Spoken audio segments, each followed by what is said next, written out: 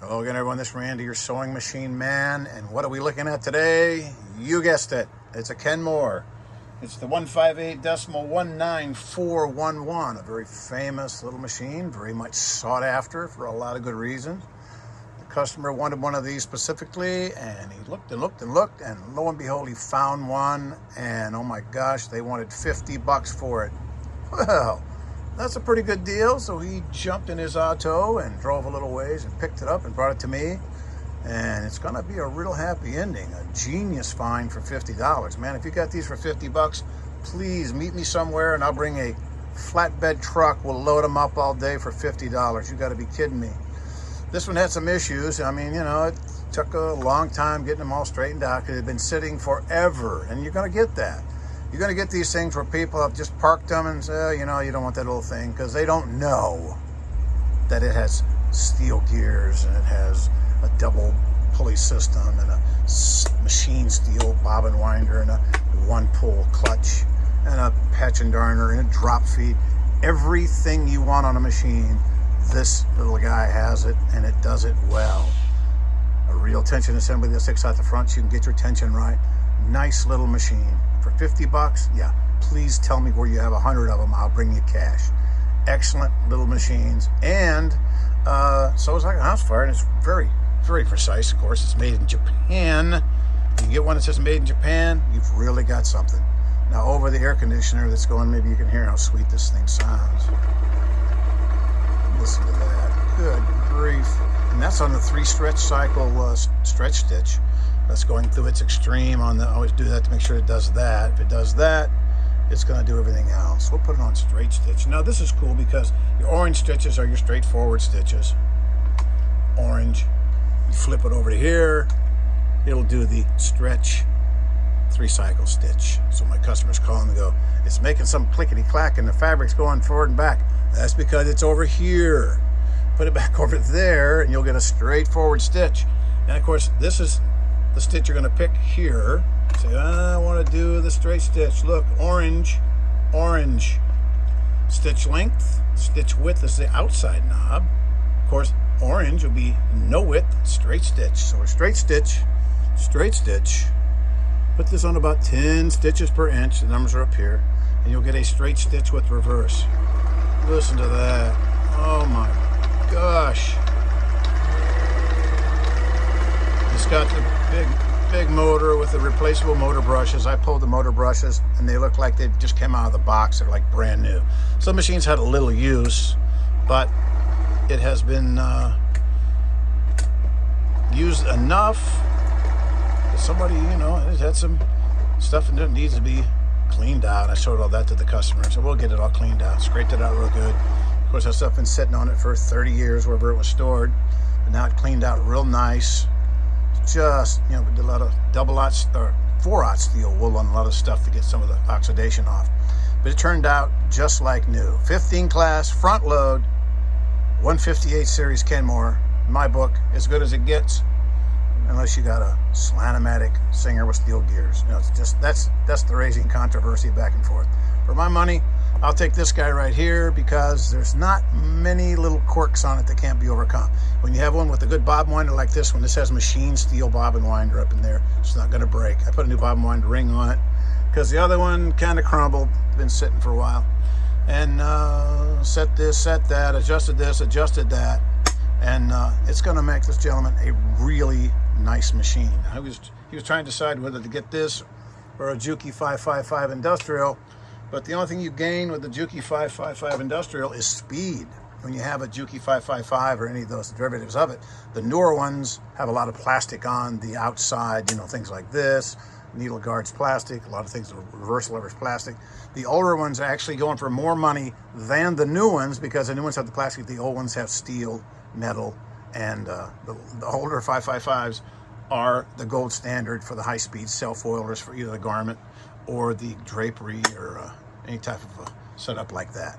So this will do what the 555 will do, same thread limitations, pretty close to the same size capacity on the bobbin and everything. If you are doing design, if you're doing things like quilting even, you're not going to run a machine like a 555, like a self-oiler that has a contained pressurized oil system down there. You're not going to be doing that kind of high-speed stuff. If you're going to be doing costuming and things like that, you're going to be running about this speed right here, because it's close work. It's very intricate. You're not going to be going wide open. So this one's going to hold its own in a comparison against a Juki 555. Very, very good machine. You want forward, you want reverse. Pretty high tech. Forward and reverse, and it'll do it forever as long as you want it to. Now, when you're buying one of these used, always take a look at the needle plate. You say, well, that's a perfectly good needle plate, except for, oops, it's broken. Right there, you see what's broken? Yeah, that's 35 bucks. Now, you can get them that are thin, you can get them that are thick, get them wide, narrow. There's several different iterations of this, but you want to get the correct one. There's narrow feeds here, there's wide feeds, so make sure you get the right one for the machine. But if you're looking to get one of these, make sure it's got one of these on it and it's not broken. This didn't come with a broken one, but I just threw this in here in the video to make you aware that when you're looking at these, slow the process down and look it over. You're not going to say, I'm not going to take it because of 50 bucks. You're not going to go, nope, not for me. I'm walking away from this deal. Nope, but at least you'll know. You know, it's got the broken needle plate. But we make it 40, and then sometimes they'll go, sure. You know, what the heck? It's a discussion. You know, it's a bargain. It's a deal. So look and make sure the bobbin case is in there. Make sure the hook's in there. Make sure it's all there. Because if this comes in a cabinet with the shroud around it, if you don't look in there, you can get it home and go, whoa, big gaping hole. Nah, that kills the bargain.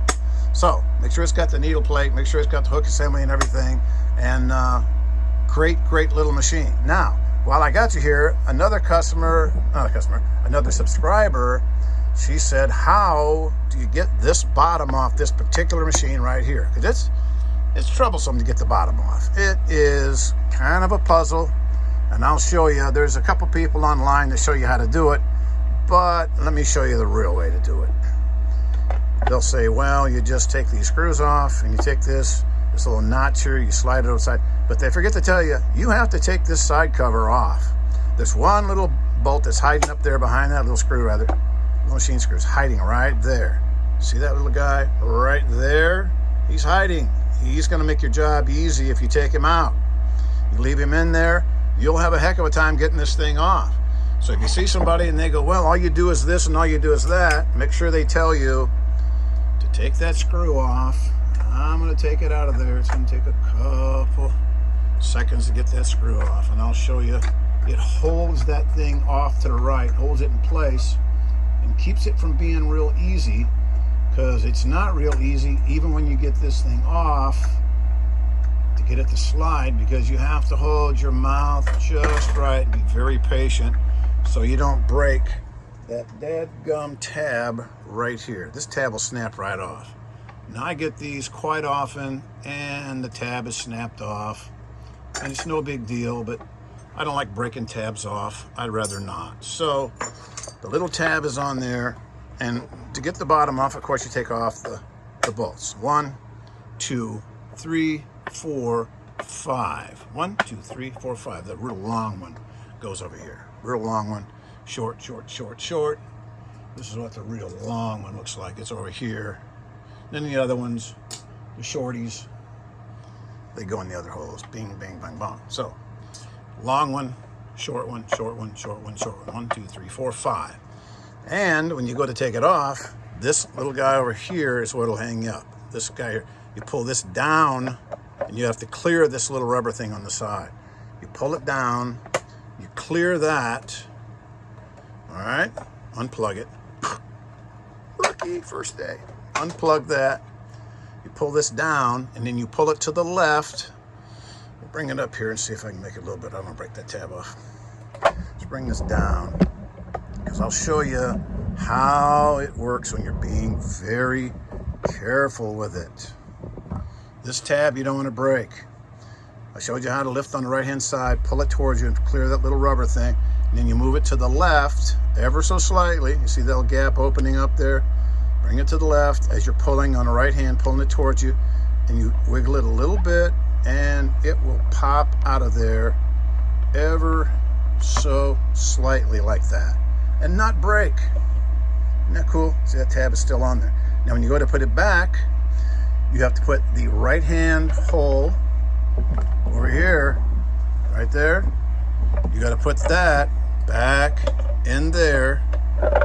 Make sure you see that rubber thing sticking out, okay? Get it sticking tight. Make sure it's all the way in there. And while you hold pressure on that, you finesse it the other way. You pull it to the left, right here, and you wiggle that tab back in. And it will pop right in, as pretty as you please, and go kerplunk, just like that. If you don't use your patience and just kind of work it, don't force it. It's a very slight finesse move.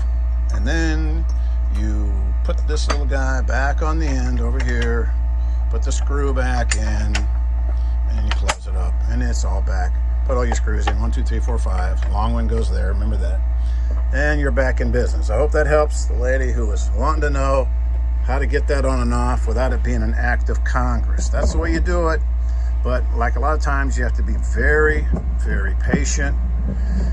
On these machines, very rarely is brute strength required. Almost never.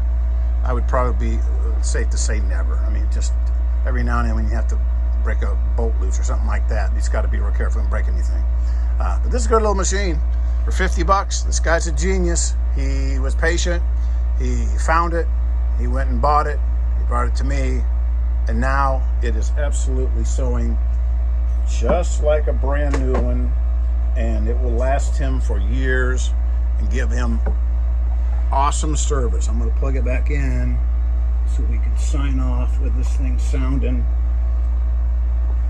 like it's supposed to sound. Straight stitch, orange, orange, orange, 10 stitches per inch. Good, the AC kicked off a little bit there so we can hear how absolutely sweet it sounds. Listen to that. 50 bucks, sign me up all day long.